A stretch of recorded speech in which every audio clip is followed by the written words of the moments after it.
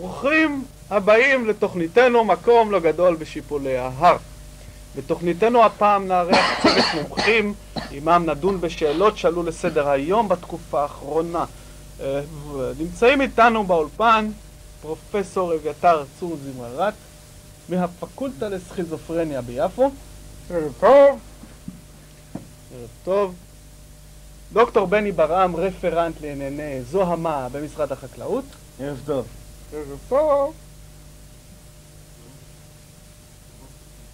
מרטין פלדמן, כוכב קולנוע. Hey, no shivering down along the Mississippi River. Good evening. Good evening. פרופסור ויקטור זכוביצקי, עולה חדש מרוסיה.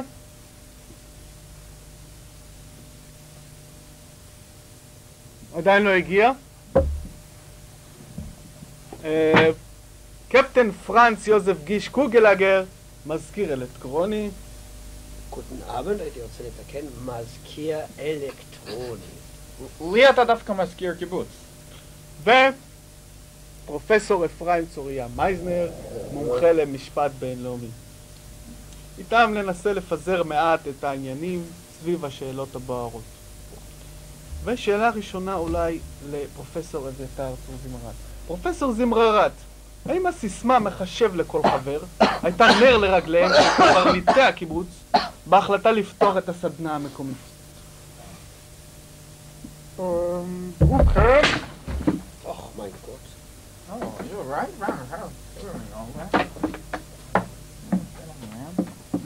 You know. ובכן ידידי, בתשובה לשאלתך. דבר ראשון, אני חושב שהשאלה לא צריכה להיות מופנית אליי, אלא הם באמת לא אותם קברניטים מדוברים, אבל אם אתה כבר שאלת אותי, אענה על השאלה. מחשוב מרכזי ומערכות מחשוב בכלל בתוך יישוב קיבוצי אין הכרחי מכמה סיבות. א', הייתי אומר מחשב זה אחלה. ב', הייתי אומר מחשב זה אחלה. ג', הייתי אומר מחשב זה אחלה. אתה רוצה שאני ארחיב? לא. צפויים להחליף את הסבוניות בכניסה לחדר האוכל. להחליף? חס וחלילה להחליף. הוא יכול להחליף פרחים, הוא יכול לעשות זה, לא להחליף סבוניות. אני אומר את זה ואני חוזר ואומר לא להחליף, כי הצבע ורוד הוא יפה. טוב, אז לא להחליף, למה בסדר. צבע ורוד? אבל אולי אני אשאל אותך שאלה אחרת. האם חילופי השלטון שחלו השנה במישור הארצי משפיעים על החברה הקיבוצית?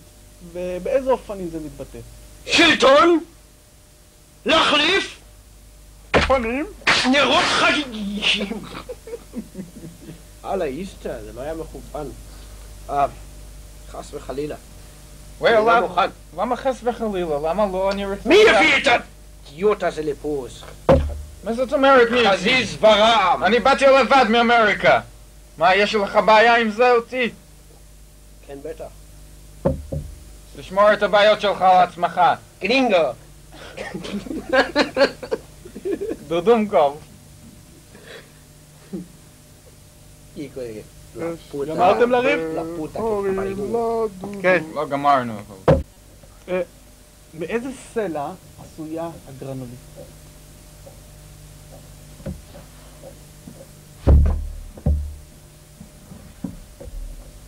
יצאתי לקטוף תאנים עם ידידתי הטובה שולה. לא. תפסתי אותך. אם אתה כבר שואל אותי, לא אענה לך. לא. כן, אנחנו נעבור למשאל אחר. קפטן קוגלגר, האם בעקבות הביקוש הרב לספר הקיבוץ יש כוונה להוציא מהדורה שנייה? בוודאי.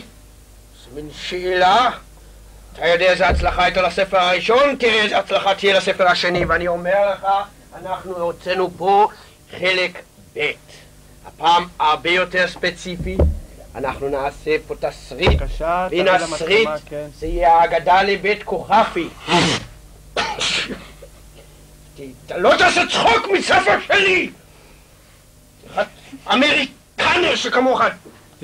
כן, בוא נשמור על צביון תרבותי. אולי לסיום נעבור לשאלה יותר אישית. דוקטור ברם, דוקטור ברם, דוקטור ברם, דוקטור ברם, דוקטור ברם, אתה אוהב להתחפש בפורים? אני מתחפש כל השנה. לפעמים בערבים, פה שם, אבל זה לשיחות של גדעון רייך ולא איתך. תענה על השאלה, תענה על השאלה. איזה שאלה בדיוק? האם אתה אוהב להתחפש בפורים? מה זאת אומרת אם אני אוהב להתחפש בפורים? אני אגיד לך מה, אני אוהב להתחפש בפורים. אני בטח זוכר שאתה אוהב. שאני הייתי מתחפשת בהוליווד בהלווין, אנחנו היינו הולכים ברחוב, היינו שרים ומרקדים In a cabin, in a canyon, la la la la la la la Memories, oh memories! ולסיום, אני רוצה להודות לחברי הפאנל שהשתתפו בדיון מרתק זה, וכמו כן לקהל הנפלא באולפן,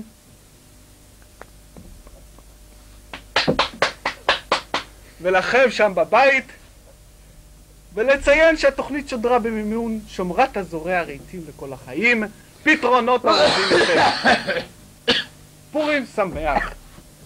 מישהו בא לפיצה.